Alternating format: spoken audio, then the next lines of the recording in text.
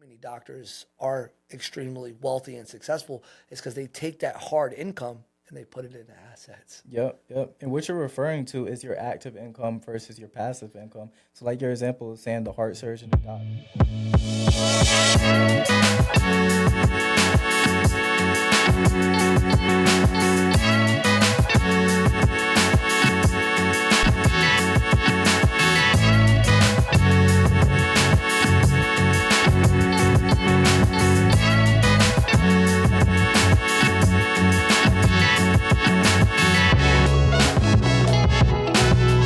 welcome to the Let's Talk Assets podcast. This is the podcast you need to tune into if you want to learn any information to improve your life. Whether you're newer, whether you're older in experience, this is the podcast you need to tune into. My name is Chris A. Williams, and I'm here with my host, Giovonni Paradis. How y'all doing? I really take the time to give y'all thanks. We really appreciate you guys joining us. We're going to be giving you guys a lot of valuable information. A big reason why I decided to go on this journey with Chris and start this podcast was I feel there's a lot of education that I have been given for free. I'd like to share that with the world, my knowledge. This is centered around real estate. Me and Chris are both real estate professionals, and we're going to be talking about different types of assets, real estate assets, and also different asset classes outside of real estate as well. Going to have some amazing guests join the show. Mm-hmm. Why did you decide to start the podcast, Chris? Why I decided to start a podcast? That's a great question. So really why I decided to start the podcast is because as people, we really don't get that much information. A lot of times the information that we do get, we don't know whether to trust it or not. Or that information is kind of from sources who are kind of way too far removed from where we're at as everyday regular people. So one of the main reasons why I wanted to make this podcast is to give accessible information where people can relate, you know? So I feel like someone can look at me and they can relate to me versus, you know, maybe a trillionaire somewhere. They can't relate to them necessarily. So no, that's absolutely. I like that. I like that the whole separation and being able to connect with people.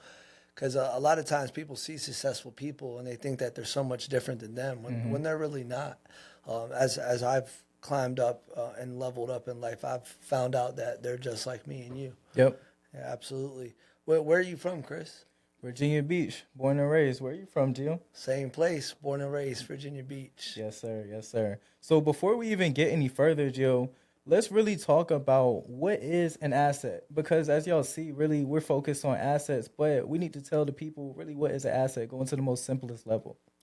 Absolutely. To me, the most simplest way to describe an asset, because that word can mean so many things. But when I think of the word asset, it's something that increases in value. 100%. Now, we're talking about something that increases in value, right? So what would you say is not an asset? Something that, goes down in value, such as a car, right? When you drive it off the lot, that car 99% of the time is going to be going down in value. So you're putting money into something that is decreasing your net worth, again, not adding to it. And that, to me, would be not an asset. Yeah, 100%. So basically liabilities in a sense. And when we're talking about liabilities, I'm going to look at the camera when I say this, right? Because a lot of people, unfortunately, are focused on liabilities, especially with the social media age, everything with Instagram, everybody wants to be that person on social media. But being that person, a lot of times that aesthetic is leading to purchasing a bunch of liabilities, like, jewelry is not appreciating in value, cars, like he said, that don't appreciate in value. Just the things that look good. But that's really not what we're focused on, We don't want to look rich. We want to actually be rich. So that's why I say we need to focus on assets as a whole.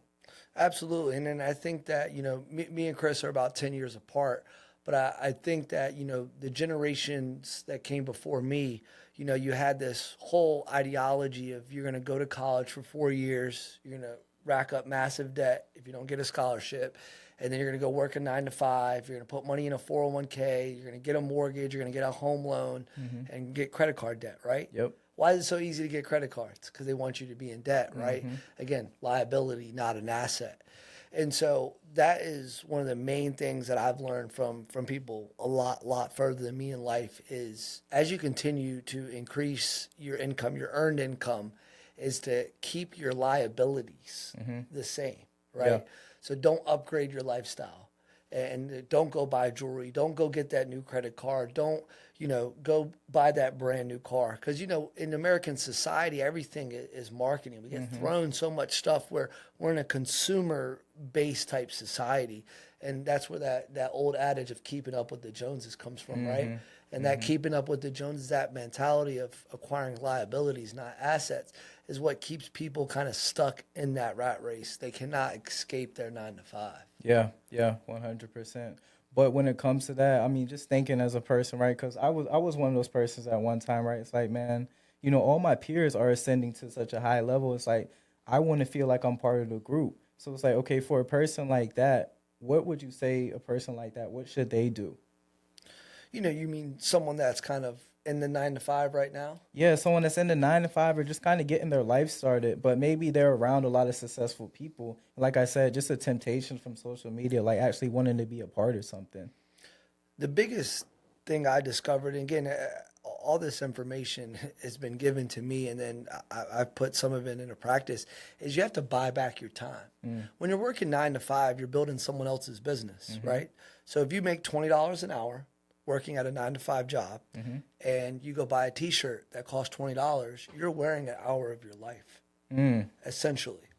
So you have to find a way to make $20 an hour without using your time. Yeah. Right? So whatever business you're in, if that's where your passion is, a lot of people start at the bottom floor in their business and they excel. You have to understand the time aspect. How much time does it complete to make a product or to give a service? Because everything, that's what it's all based on, right? And you have to use that 9 to 5 then to figure out how to scale your time and how to buy back your time. That is the biggest thing. And assets allow you to do that because you put your money into them and they usually go up in value. And a lot of times, depending on the asset class, they also produce an income for you. Yeah. So that's how you kind of buy back your time. And that's why assets are so key to growing long-term wealth. Yeah, 100%. So I got a quick producer question. So I'm not in your range. From my end, looking out, looking in, right? Okay. I feel like you guys would have knowledge on this. Why do you feel that a lot of us wasn't taught this word assets from our parents? One reason why I feel like we're not taught about assets from our parents, because our parents really love us, if you have some, parents who do, right? But your parents want you to remain safe at the end of the day, right? They love you so much, they don't necessarily want you taking risks, because when it comes risks, there's the chance that you could fail. Your parents want to do everything to make sure that you succeed as much as possible. So they're going to, put you on the safe path. Yeah, work that 9 to 5 job. Yeah, work that salary job, because you know exactly what you're going to get, right? They're not going to take you on the entrepreneur journey necessarily because, one, they don't want you to fail. And then, two, they may not know it themselves, Like, I mean, my parents were great people, but they also, they're still now going through their journey of learning about investments, assets, and things like that. So that's really the reason why, I think. Oh, you just talked about something within that answer. So are you saying it's never too late to dive into learning about assets? Oh, no, sir. No, sir. It's never too late. On one level, one asset can be, purchasing your home, owning your own home, right? Even if you're just purchasing a personal property, you can still gain wealth from that over time. So we have homeowners that we work with in my company where they're 60 years old, 50 years old, so on and so on. It's never too late, really. Every single day you wake up, you have the opportunity to achieve wealth for yourself, and not just for yourself, but for your future family. Awesome. Gio, anything you want to chime in on those two questions? Yeah, I mean, I definitely agree with everything that Chris said. My answer might be a little long-winded, and it goes way back in time, and, what some people might say a conspiracy theory. But everyone knows who John D. Rockefeller is, right? For those who don't know. For those who don't know, John D. Rockefeller, one of the richest men, in American history. His company, Standard Oil, was one of the largest companies, the largest company in the world at the time. And that word monopoly, monopolization, the government started regulating that company. And when that company broke up, the Rockefeller family broke into a lot of different factions. And Johnny Rockefeller built what was the modern education system in America. So all the textbooks, the curriculum, all that comes from his foundation. They backed, they funded it all because they had all the money, right? So when we say, hey, why didn't we learn as assets? Well, our parents were in this curriculum. And you have to understand the shift in technology, the access to information back in 1970s, when my mother and my father was going to school, 1980s, 1990s. This is before the internet. They didn't have access to information the way we did. What they learned was taught to them by their parents, by if they went to church, their pastors, and then the teachers at school. You spend most of the time in your young years and development is with teachers, right? You're spending hours and hours every day of your childhood with teachers. They're only passing down the curriculum that was given to them. So you're not learning in school about profit and losses, about taxes, about debt. You're not learning about these things that really are the foundations of how money works, how societies work, how banks work, right? So I think a big part of the education, from my standpoint, is my parents didn't have access to the information. Yeah. They were only given what they were taught. And that education system was set by the more powerful people in society. And it's not really a conspiracy theory. They do it because they feel like this is what you need to know in order to be successful, to go to college and to get a career. But that doesn't help you escape being stuck to a 9-to-5, being stuck to a workplace. Because even doctors, right? You think of a surgeon. What does everyone think? Oh, they're successful, right? Yeah. They may make $300,000, $400,000, $500,000 a year as a heart surgeon. Not saying they're not successful, right? But if they don't put their money into assets, they'll never be able to escape the surgery room. 100%. Because no matter how much money they make, they cannot make money unless they are present inside that surgery room. Yeah. So if they travel, they leave that space, they cannot make money. Mm-hmm. The reason why so many doctors are extremely wealthy and successful is because they take that hard income and they put it into assets. Yep. And what you're referring to is your active income versus your passive income. So like your example of saying the heart surgeon, the doctor, yeah, they're making a lot of money, right? But that's their active income. Just like you said, they have to be working that job. God forbid, they break their leg, they break their hand or something, and they can't work that job.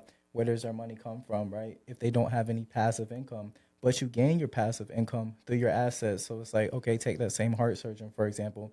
They own properties, right? They own other, assets and things like that. Now they have passive income flowing in each month to replace their active income. And, that's the best way to escape the rat race, really, is to actually have your passive income really, truly replace your active income. No, 100%. And another big thing, too, that keeps society stuck is because what's disseminated through financial education when you're a kid and, as you reach adulthood is to be a saver. Save, right? The Dave Ramsey method. Yeah, put your money in the bank. Yeah. But I believe it's a trap, and I was taught it was a trap by the wealthy, individuals, is how much money, if you put it in an average savings account, do you make in interest? It's well below 1%, right? Mm-hmm. And we're not talking money markets, bonds, or anything. We're talking about if you put your money in Bank of America, Wells Fargo, you just throw it in there, you're getting less than a 1% interest annually. Mm-hmm. So you put that money in the bank, $50,000, let's say, right? The bank's going to pay you less than 1% interest, and then John Doe's going to come in there and ask for a car loan for $50,000. They're going to loan him at 8%, right? Exactly. So the bank is the ones getting very wealthy off of your money. So that's why, I was taught basically kind of go broke buying assets, buying cash flow, things that are going up in value and that are paying you, because the return on your money is going to be exponential. And, the compound interest is where real wealth is created. Yeah, I agree 100%. So that being said, we've done all this talking about assets and everything like that. I know people are probably wondering, like, what do we do on our day-to-day life? So, Gio, I'm going to ask you, like, what do you do, No, absolutely. So, a little bit of my backstory. I moved back to the area I was born and raised in, Virginia Beach, roughly about 18 months ago to 2 years ago, and was working for a good friend of mine who owns a national real estate company in the franchise business. And I kind of decided that it wasn't satisfying that hunger to create. I started my real estate career as an agent about 8 years ago, and I primarily worked with investors, flipping houses and doing income producing properties. That's where my passion was. What was, the art of the deal. And so my day to day is I started an investment company back in the summer of 2022. And then the investment company was the first piece, and then I started a real estate team. Hence, that's how we got hooked up and met each other. Chris was one of the first people to believe in my crazy dream of building a massive, real estate investing centered type real estate team and company.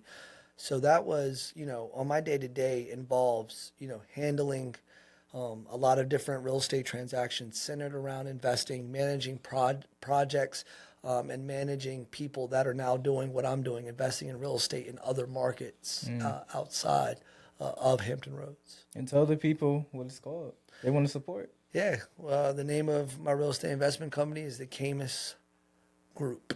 Camus Group is comprised of a lot of different entities inside of there, but their main function is a real estate investment company. And now we're getting into the education space, and really trying to give people that real hard core education for free, right?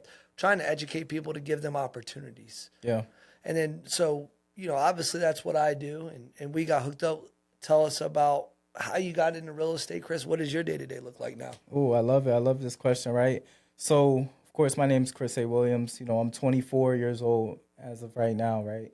How I got started in real estate was a bit unconventional. A lot of people, when they get started in real estate, they have connections, right? Their family, their cousin, their mom, whoever. They were in real estate and they say, hey, this is what I do. You do real estate along with me. My story wasn't like that at all. I didn't know anything about real estate at all until I was taking the class to get licensed for real estate. Didn't have any family in real estate, and it was to the point where my mom would watch HGTV at the house, and every time she would watch it, I would walk out the room because I didn't care nothing about houses, So I graduated high school in 2018. I was originally supposed to play ball in college. That ended up being a whole situation where I got my scholarship revoked a week before training camp started. So at that point, I'm kind of scrambling. I don't really know what to do. But one thing about me, is I've always really been a hustler my whole life. I've always had a plan and a vision for exactly what I want to do. So even though that plan got canceled, it's like, all right, what do we do next? So I was working at Foot Locker and at Enterprise at the time. But I knew that wasn't the final goal, but that was building my sales experience up, which I would need later for real estate, of course. I wanted to do the military. Now, the issue with the military, though, is I had a heart murmur. Oh, wow. Or I have a heart murmur. But the thing is, like I said, I played sports my entire life. So the heart murmur really never meant anything to me. But because I do have the heart murmur, they're very strict on, making sure you have all your necessary paperwork and everything.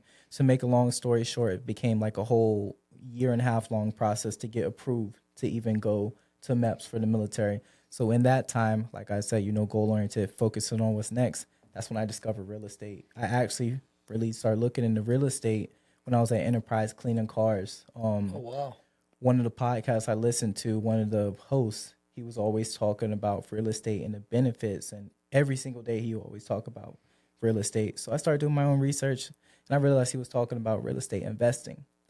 But back then, I didn't know what I know now. So I was like, man, I'm 20 years old. I don't have any money. There's no way I can do real estate investing.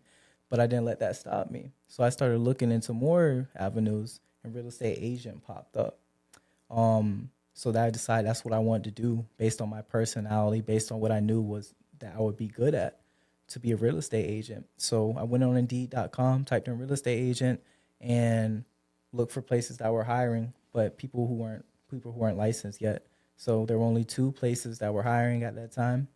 One of them called me, set up the interview, got approved, and that's how I started in real estate. Now that was back then, right? That's 2021.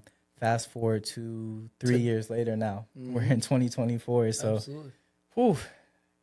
It's crazy because it seems like it was a long time when you think about things, right? But realistically, 3 years is not a long time at all. And real estate has really blessed me, right? I've been able to do so many things, travel different places, get access to different opportunities because of my place in real estate. As I said, I started out as a real estate agent, but now I own a real estate company along with you, of course. Absolutely. And we are focused on helping out anybody who wants to get in real estate, whether it's home buyers, home sellers, real estate investors, the Assets Real Estate Team, which is the company. We're here to help you out. So that's pretty much what I'm doing on a day-to-day basis. Really, my goal is just elevating up my agents, elevating the clients to make sure everyone is achieving wealth through real estate. Yeah, that's a very interesting story because my dream out of high school was to be in the military. A lot of people don't know that about me, but I ended up getting in trouble right out of high school. I wasn't able to join. I was going to join the Air Force. I wanted to be a, special ops. I wanted to jump out of planes. That was my dream, man. And, life had a different plan for me, but I got into sales kind of like you did right after high school. I was working at a nightclub, managing bottle service, the VIP tables. I was selling cars. Then after selling cars, I got into selling timeshare. And that's, I actually had someone in real estate in my family. I was fortunate enough. I would be over his house, for his kid's birthday or whatever. He's one of my mom's friends. And we'd be riding on the jet ski. He lives on the water, And, you'd say, oh, man, you should come sell real estate. And I would just be like, nah, man, I'm 23 years old at the time. I'm making, well over 10, 15 grand a month selling timeshare down at the ocean front in Virginia Beach. And he's like, what time you got to be up tomorrow? And this was a Saturday. I was like, I got to be up at 6 a.m. Because timeshare, you got to be on time. Anyone in that business knows you got to be on time or you lose money. And I realized then that I was a slave to that job, meaning, I wasn't building my company. I wasn't building my, opportunities. I was stuck no matter how much money I was making or I thought I was making. I could not make money unless I was there. And I was there on time. And I was 23 at the time. I wanted my weekends. All my friends are having fun, traveling, partying, and I'm grinding, man. I'm stuck. And like I said, there's nothing wrong with grinding, but I knew that I would take a temporary pay cut, but in the long term, it would work out. And it did. I mean, real estate, the number one thing real estate taught me is how to make money when I'm not there. I don't have to be in a physical location to make money. And real estate taught me that. And obviously my mentors through real estate taught me that, but being in that game and in that business taught me how to scale my time. I was a former agent, just like yourself. And the reason why I decided to get into the investing space is because that's where my passion lied. And again, as an agent, I was making investors all the money. Yeah. I was the one finding all the deals. So I was like, I just need to find the deals for myself. And, my opinion, now that I'm in a leadership position in the real estate industry is that you can't do it with no money. You'll see that a lot, right? A lot of, even back in the day and even still currently, that preconceived notion of, start with no money, buy a house, no money down, do this, do that. It is very difficult to build a business and to explode a real estate investing career with little capital. Yep. It takes money to make money. I mean, everyone's heard that saying, right? And until you start investing in real estate, you'll realize how much money it takes. And so the velocity of money is something that's kind of underappreciated in real estate. And when I say velocity is how fast can you use your money to make money? That's why when the money goes out, every investor, you guys watch Shark Tank, anybody, the money comes out and when is it coming back in to be redeployed? And what is it coming back with, right? What kind of return is that money while it was deployed, was it giving me, right? And that's all factors into the time value of money. Most people just think of, I invested 10 grand, how much am I going to make? Well, how much time did it take you to make that amount of return? If you made 10, 15, 20%, whatever you made, because there's intrinsic and extrinsic value to money. The time value of money cannot be understated. And that's why assets is so important because it all ties in. 100%. So I want to touch on what you said about, grinding, right? Having to show up even when your friends were out doing their thing, even though that was, in your timeshare stage. What about when you first started in real estate? Did things, just pop off for you immediately? Or did you have to kind of stay down and grind a little bit until you came up? So in timeshare, I was working about 45, 50 hours a week. real estate, I was working 60 to 70 hours a week when I first started. Anyone getting into real estate or that's been in the real estate industry, they'll tell you that real estate school teaches you very little about the business of real estate, how to generate leads, how to kind of, work your sphere, stuff like that. And when I was 23 years old, this is before social media was really a big thing. When I got into real estate, my sphere didn't buy in. So the amount of work I had to put in, not only to learn the business, but to generate business was a lot. And, that grit and that hard work, I went through all the failures in timeshare. Timeshare, you close 30% of the time, you're making a very good income. So I got told no a lot more than yes. And real estate's the same thing. When you prospect and when you're grinding it out, you have to be able to get kicked in the teeth, literally go through a whole day of calling. I'd make hundreds of calls, phone get hung up on me, slammed on me, doors getting slammed in my face, going on appointments, not being able to convert. There's an emotional drain, it's emotionally draining to go through that process, right? And so that rejection, you have to be able to power through the no's. And I listen to E.T., Eric Thomas. He's one of my favorite motivational speakers, and he has this little snippet called Let No Excite You. I recommend anybody to go listen to that. Let no excite you, and that no kind of let it motivate you. And if you're going to get into real estate, you have to be able to take that emotional no and use it as motivation to keep going. Yeah, 100%. I agree. And I'm glad that you said that because that's one thing I feel like people don't really touch on. Everybody just sees like, the end result, right? They see you own the companies, they see all the material things and even your assets that you have, from the hard work, but people don't really see the beginning. People don't really see all the grinding, the hard work that you have to do. So, that's what we're really here for, to be transparent about that. And I went through the same thing with my business, right? When I started in 2020, like I was, 20, 21 years old at the time. Of course, my sphere doesn't buy into me, and the sphere that did, we're college kids. Nobody's able to buy a house at that time. So I went through that also. And I always made sure, throughout my life, I've always been a hard worker. And I just thought like, hey, I'm selling shoes at Foot Locker. If I could sell shoes, I could sell houses. That was literally my mindset. Crazy to think about, but that was my mindset. So I was like, all right, as long as I put the work in, I'm going to be rewarded. But I didn't estimate, how long of a continued process you actually had to put the work in to be rewarded. My entire first year, which was 2020, I only sold 2 houses. And real estate as a real estate agent, being 100% commission, there's no salary there. I got paid 2 times that entire year. And This was famine.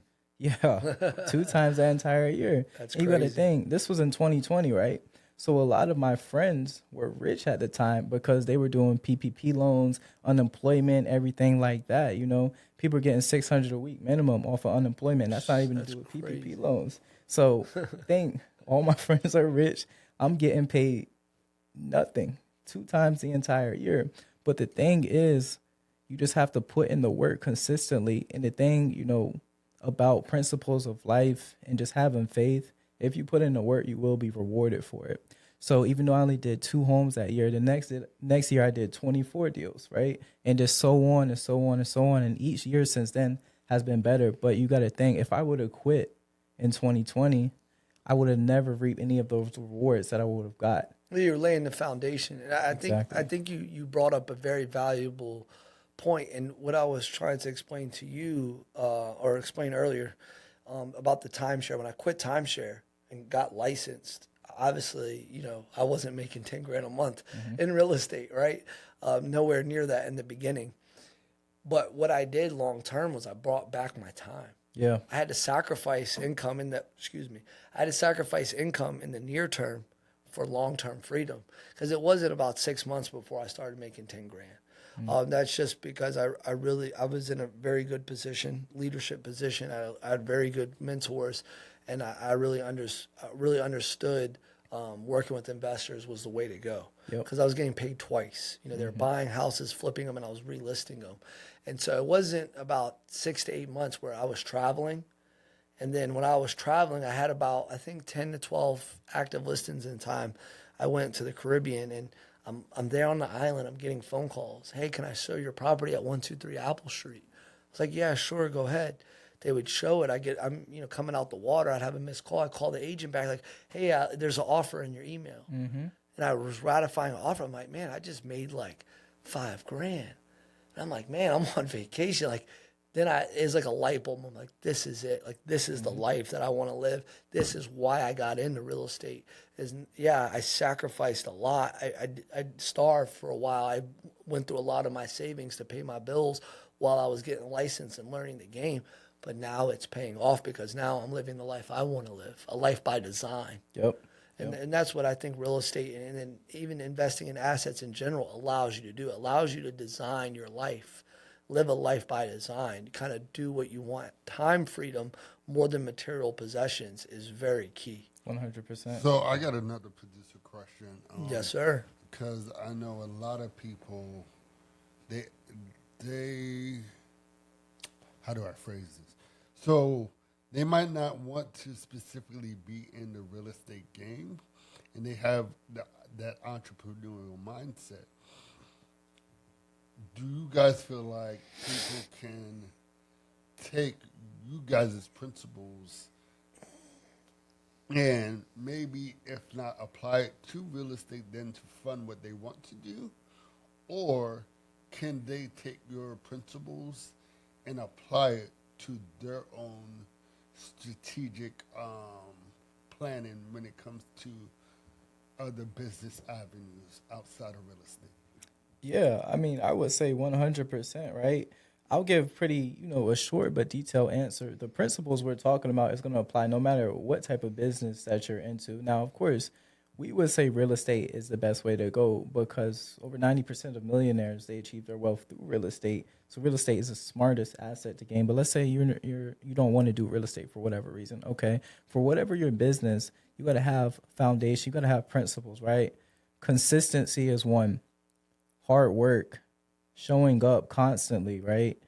Those are your principles. And also, I would say faith too, because I really feel like you can't be an entrepreneur without faith, because faith is the act of believing in something that you don't see. As an entrepreneur, when you're starting out, you don't see your end goal. You can have a vision for it, but it's not, obtainable to you yet. So you have to have faith. But that's what I would say. If you achieve those principles, you apply those principles in whatever business you do, there's no way that you won't be successful.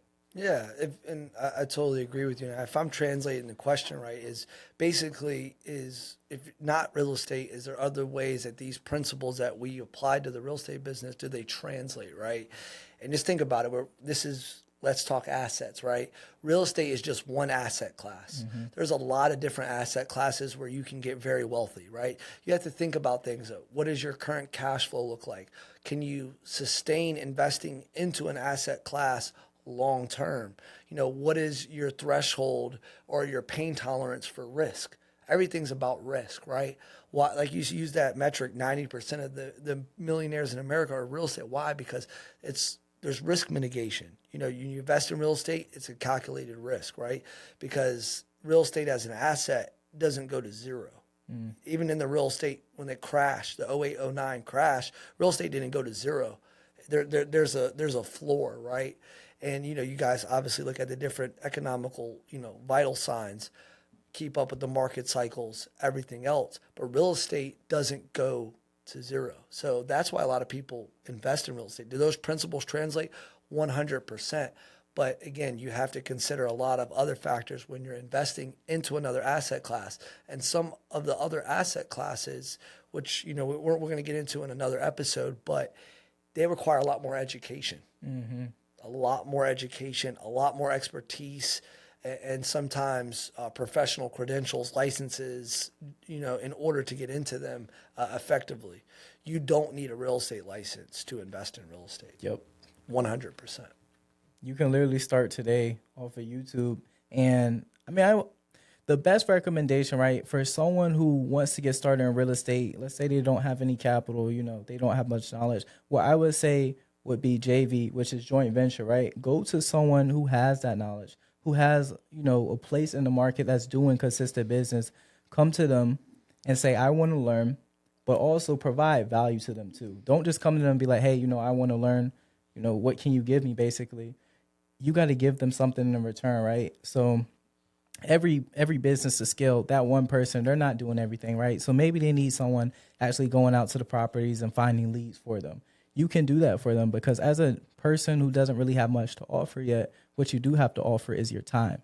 You don't have any money yet, but you can offer your time. So that's what I would say. No, absolutely. And I think a good kind of example to how these principles, that the things we've been talking about, how they could translate. Like if I'm a barber, right, I can only make money if I'm cutting hair. I sit the guy down in the chair. Hey, it's $40 for a cut. I cut him up. How does that barber progress as an entrepreneur into that space? Now what? He gets his own shop, right? Once he saves up, now he gets his own shop. He's cutting in his own shop to pay the bills in the beginning, but then he's hiring barbers. Once those barbers' clientele has been built up enough, now what does he do? He steps away from cutting and works on the business, not in the business. And that's the biggest thing, entrepreneurs and things that, I'm going through that progression right now. And in one of my companies is trying to take myself out of the business of working in the business, being the work, being the barber, being the guy that's cutting the hair, right? Because I can't scale a business if I'm always cutting hair. I can't go market. I can't go build relationships. And in my business, that's the thing. It's hard to work inside of it and then scale it at the same time. Working on the business is so key. And that's why you have to learn to replace yourself. Yep. You can't have growth and control. Yeah, I agree 100% that. And that was one of the hardest things for me as far as when I really want to scale up my business was actually stepping away. Just how I was taught growing up and even some of the research I did, they were basically like, as CEO, you want to be everything, right? You want to be the marketing person. You want to be the person driving clients around. You want to be the paperwork person because it's all in your control. You have full control of everything. But I realized how much time that takes, right? So let's say I'm spending time, doing paperwork, right? Even though it may be paperwork I'm good at, this is taking away time that I could be doing for other activities that are income producing at the end of the day. So really, like you said, taking your time back is the biggest thing. And I know that can be hard because I went through the same thing, like really letting go of control. But you really have to do it to scale up at the end of the day because we really only have 24 hours in a day. Even if you work all 24 hours, you get no sleep whatsoever. No, absolutely. You can't, And what's so funny about entrepreneurship and coming up in life, right? When I was younger and when I didn't understand these things, people that get paid to get their house cleaned or they pay to get their laundry done or I'm like, man, these people are just bougie or lazy, one of the two. And then now as I became an entrepreneur, I started to understand some of these principles. Yeah. It's that they pay someone to clean their house not because they won't or they can't, they're too lazy. It's that if they're paying someone $100 an hour to clean their house, their hour is worth more than $100. It's a time value of money. And I learned that principle from entrepreneurs. And that's why one of the best exercises that I went through as an entrepreneur, one of my mentors had me write down on a sheet of paper one day everything that I do during a day-to-day basis. I wrote down every single thing from when I woke up to when I, boom, went to sleep. He said, which of those things could you delegate? Could you hire someone, pay them an hourly salary, and to do how much of those things? Which of those things are the highest dollar producing activities? And how do you focus on those things only? And that's what led me and my partners to hiring an executive assistant because we had to delegate all the tasks that were not producing income, but were necessary for the operational and the smoothness of how the business ran, and kind of that's how you scale. Unload all those things that are on your plate that are not dollar productive activities that you can delegate or move off to an hourly employee. And then you work on the business and scale and do those high level things. So again, these principles that we're talking about in our business as real estate investors and real estate entrepreneurs, they translate to any industry. Yeah, I agree 100%. I know some people are going to ask like, okay, I'm at that point where the business is really picking up, right? I'm trying to reach the next level. So they're now hearing us. They're like, okay, I need to delegate.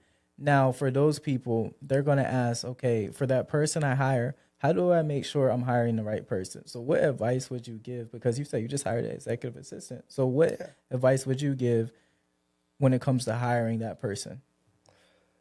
everybody has different styles as entrepreneurs, or different leadership styles, rather. You have to find someone that's going to fit your culture. Whatever business you're in, you have to find someone that is going to mesh with the current employees, the current system that you have in place. Someone that's not going to, bring drama or bring anything into the workplace. We're there to run a business and all to make money. Mm-hmm. And so you have to fill those people out and feel that they're qualified, right? It's a hard thing, right? In the beginning when you're searching for someone, right? You got to pay them well.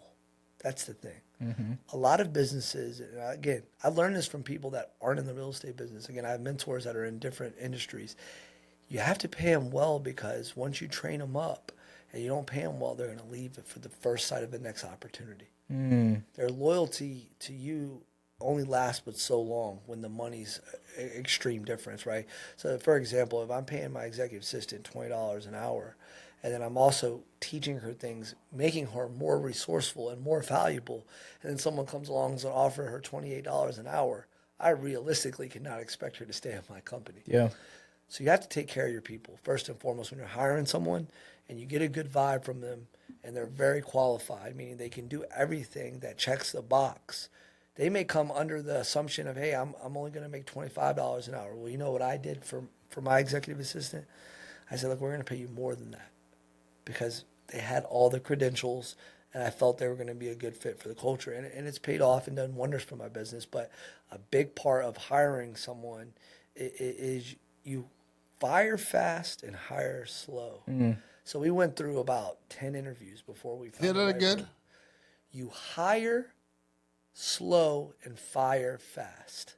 So, and what I mean by that, and unfortunately in my young entrepreneurial career, I've had to let go of many people, is people that are not conducive for the culture you're trying to build. You have to let them go. You can only give people so many chances, because it's going to be like a cancer. It's going to grow inside of your business. That negative mindset, their attitudes, their views are going to grow amongst the other people that are part of the company and a part of the culture you're trying to build. Yep. So you got to fire quick, but you hire slow. Make sure that person is going to be a fit long term, because if you hire someone, right, that's going to take all those tasks off, right, and they leave your company for one reason or another, what happens? You have a gap. Yep. You have to fill that gap, retrain, re-educate your system and your processes. So you're creating a well-oiled machine, and that well-oiled machine has a lot of parts. So make sure when you're plugging in these parts, you got to make sure you take care of them. So Gio, in other words, you would say that person that you hired is an asset, right? Absolutely. You hire them, they're an asset to your company. Exactly. So being that we're talking about assets, we're going to end this episode today. I'm going to kick it off to Gio. Yeah, absolutely. I really appreciate, again, your guys' time for checking out the first episode, the introductory episode of our podcast. I want you guys really to stay tuned. We're going to be dropping a lot of knowledge, a lot of valuable information here. We're going to be bringing on some high-level guests here in the future. We're talking, leaders from all different types of industries, especially the real estate industry. We're talking politicians, athletes, all kinds of different people that are going to be able to give you extreme value through their life experiences and the things that they've been through. So again, stay tuned for the next episode of Let's Talk Assets. Let's Talk Assets.